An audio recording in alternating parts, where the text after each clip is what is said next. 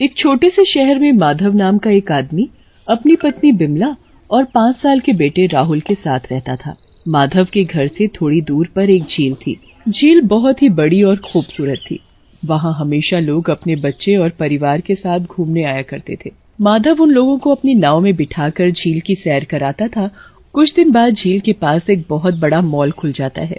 धीरे धीरे लोग झील पर आना कम कर देते हैं। आजकल तो घर खर्च भी नहीं निकल पा रहा। जब से वो मॉल खुला है तब से झील पर कोई आता ही नहीं। ऐसे तो हमारा काम चलना बड़ा ही मुश्किल है। आप कुछ और काम धंधा ही ढूंढ लो। शहर में काम मिलना कोई मजाक थोड़ी है। अब तो ऐसा लगता है कि हमें गांव वापस जाना पड़ेगा, वहीं हमारा गुजारा हो पाएगा। जैसा आपको ठीक लगे। 2 दिन बाद माधव और बिमला अपना सारा सामान और लेकर गांव के लिए निकल पड़ते हैं। गांव में उसका अपना एक घर होता है जो उसके माँ बाप के गुजरने के बाद से ही बंद पड़ा होता है। बिमला घर की साफ सफाई करती है और सब उस घर में रहने लगते हैं। मैं सोच रहा हूँ कि मछली पकड़ना शुरू कर दूं। मुझे नाव चलानी तो आती ही है। हाँ जी, ये बहुत ही अच्छा विचार है। अगले दिन माधव अपनी नाव लेकर नदी में मछली पकड़ने के लिए निकल पड़ता है। वहाँ माधव के साथ साथ बहुत से और भी लोग मछली पकड़ रहे होते हैं। अरे माधव, तू यहाँ कैसे? तू तो शहर में नाव चलाता था ना? हाँ भैया, पर वहाँ काम मंदा पड़ गया है, इसलिए मैं बीवी बच्चों के साथ यहाँ आ गया। माधव जाल को पानी में डालता है पर एक भी मछली उसके जाल में नहीं फंसती। माधव दोबारा पानी में जाल डालता पर इस बार भी उसके जाल में कोई मछली नहीं फंसती। माधव काफी देर तक कोशिश करता है पर हर बार ऐसा ही होता है। माधव दूसरे लोगों की नाव में देखता है तो सबकी नाव में कुछ न कुछ मछलियाँ पड़ी ही होती हैं। सबके जाल में मछली आ रही है, पर पता नहीं मेरे ही जाल में क्यों एक भी मछली नहीं फंस रही। सब लोग अपनी अपनी मछलियाँ पकड़कर वहाँ से चले जाते हैं और माधव बिना मछली पकड़े ही घर वापस आ जाता है। अरे आ गए आप? कितनी मछली पकड़ी आपने? अरे आपके पास तो एक भी मछली दिखाई नहीं दे रही। सारी की सारी बाजार में बेच आए हो क्या? कैसी बातें कर रही हो बिमला? क्यों जी, क्या हुआ? क्या होना है, एक भी मछली हाथ नहीं लगी मेरे। अरे आप निराश क्यों हो रहे हो? कल आप दोबारा जाना और देखना, कल आपको बहुत सारी मछलियाँ मिलेंगी। अगले दिन माधव फिर से नदी पर मछली पकड़ने जाता है। वो बार बार नदी में जाल फेंकता है पर फिर से वही होता है कि उसके जाल में एक भी मछली नहीं फंसती। माधव घंटों कोशिश करता है पर एक भी मछली नहीं पकड़ पाता। वो निराश होकर घर वापस आ जाता है पर वो हार नहीं मानता। अगले दिन फिर से मछली पकड़ने जाता है। रोज माधव निराश होकर घर लौटता है और ऐसे ही काफी दिन बीत जाते हैं। घर में खाने को एक दाना भी नहीं होता है। बच्चे खुचे सारे पैसे खत्म हो गए। आपको कुछ और सोचना ही पड़ेगा। हाँ बिमला, तुम सही बोल रही हो, पर मैं आज आखिरी बार कोशिश करना चाहता हूँ। अगर आज भी मैं खाली हाथ आया तो फिर कभी मछली पकड़ने के बारे में सोचूंगा भी नहीं। माधव आखिरी बार मछली पकड़ने नदी पर जाता है और इस बार उसके जाल में बड़ी बड़ी 4 मछली फंस जाती है। इसने तो आखिरकार मछली पकड़ ही ली, पर अगर ये भी बाजार में मछली बेचने लगा तो हमारे धंधे का क्या होगा? चल, इससे इसकी मछली छीन लेते हैं।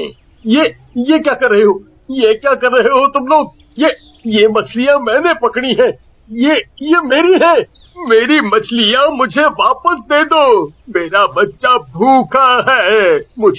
मुझे उसके लिए खाना लेकर जाना है। चुपचाप यहाँ से निकल ले, समझा? और तू जब भी मछली पकड़ेगा हम ऐसे ही छीन लेंगे। तेरा बच्चा भूखा हो या मर रहा हो, हमें कोई मतलब नहीं है। माधव उनके आगे हाथ जोड़ता है, रोता है, गिड़गिड़ाता है, पर हरि और राजेश उसकी मछलियाँ उसे वापस नहीं करते। वो माधव की हालत पर खूब हंसते और उसका मजाक उड़ाते हैं। माधव बेचारा निराश होकर वहाँ से चला जाता है। अगर मैं यहाँ मछली पकड़ूंगा तो ये मुझसे मेरी मछलियाँ ऐसे ही छीन लेंगे। इसलिए मुझे अब दूसरी तरफ ही मछली पकड़ने जाना पड़ेगा। माधव अपनी नाव को दूसरी ओर ले जाता है। आसपास पेड़ और बस सन्नाटा ही सन्नाटा होता है। माधव को अजीब सा महसूस होता है पर वो ज्यादा ध्यान न देते हुए नदी में जाल फेंकता है। माधव को जाल बड़ा ही भारी महसूस होता है और फिर तो उसकी खुशी का ठिकाना ही नहीं रहता। आ गई मछली आ गई। लगता है कोई बहुत बड़ी मछली जाल में फंसी है। माधव पूरी जान लगाकर जाल बाहर खींचता है तो देखता है कि उसके जाल में कोई मछली नहीं बल्कि एक बक्सा है।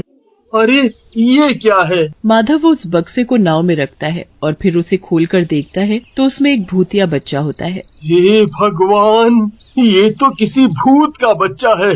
अब मैं क्या करूं? माधव उस बच्चे को बक्से में वापस बंद ही कर रहा होता है कि पानी में से एक चुड़ैल बाहर निकल कर आती है। मेरा बच्चा मुझे दे दो, मेरा बच्चा मुझे दे दो। ये तुम्हारा बच्चा है? हाँ, ये मेरा ही बच्चा है। मैं तो इसे बक्से में बंद करके बस थोड़ी देर के लिए नदी के दूसरी तरफ गई थी और इतनी देर में तुमने मेरा बच्चा चुरा लिया। नहीं, मैंने तुम्हारा बच्चा नहीं चुराया।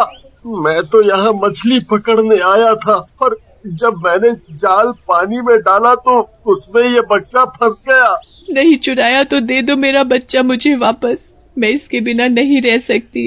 ये चुड़ैल अपने बच्चे से बहुत ही ज्यादा प्यार करती है। मुझे इसका बच्चा इसे वापस दे देना चाहिए। ठीक है, ये लो अपना बच्चा।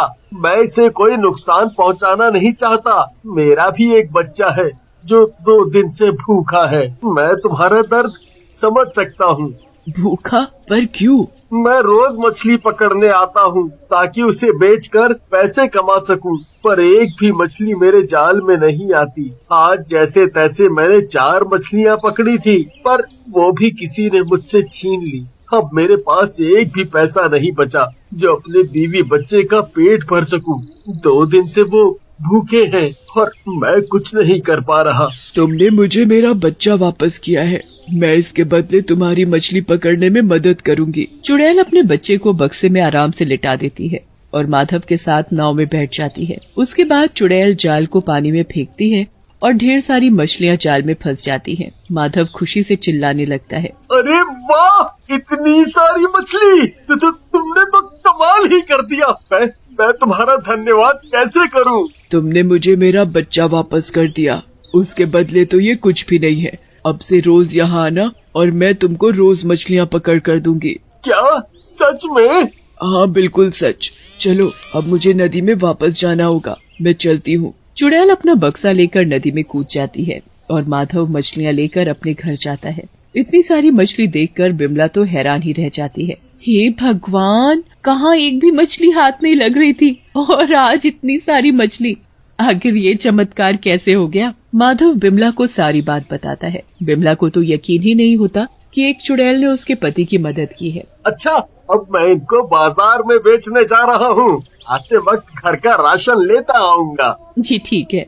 माधव सारी मछलियाँ बाजार में ले जाकर बेचने लगता है। हरि और राजेश माधव के पास इतनी सारी मछली देखकर हैरान रह जाते हैं। अरे, हमने तो इसकी मछलियाँ छीन कर इसे भगा दिया था, तो फिर ये इतनी बढ़िया वाली मछलियाँ कहाँ से लेकर आया है जो पूरे बाजार में किसी के पास नहीं है? माधव के पास लोगों की भीड़ जमा हो जाती है। कुछ ही देर में माधव की सारी मछलियाँ बिक जाती है। माधव बड़ा ही खुश होता है और राशन लेकर घर पहुँचता है। अगले दिन माधव फिर से नदी की दूसरी तरफ जाता है और चुड़ैल को आवाज देता है। चुड़ैल माधव की आवाज सुनकर पानी के बाहर आ जाती है। मुझे मछलियाँ चाहिए।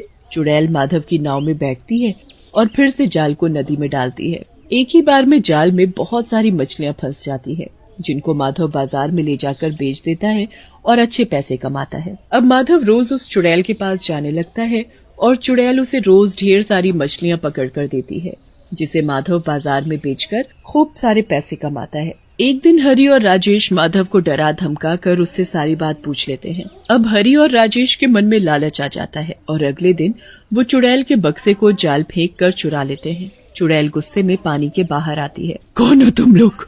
तुम्हारी हिम्मत कैसे हुई मेरा बच्चा चुराने की? चल, हमें मछली पकड़ के दे जल्दी, वरना हम तेरे बच्चे को मार देंगे।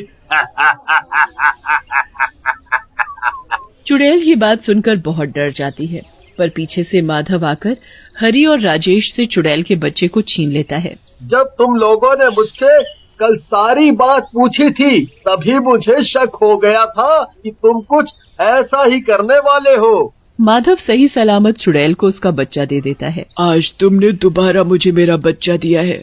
तुम सच में एक नेक इंसान हो, पर इन लोगों को तो मैं अच्छा सबक सिखाऊंगी। चुड़ैल उन दोनों को पानी में पटक पटक कर तब तक डुबोती है जब तक उनकी अकल ठिकाने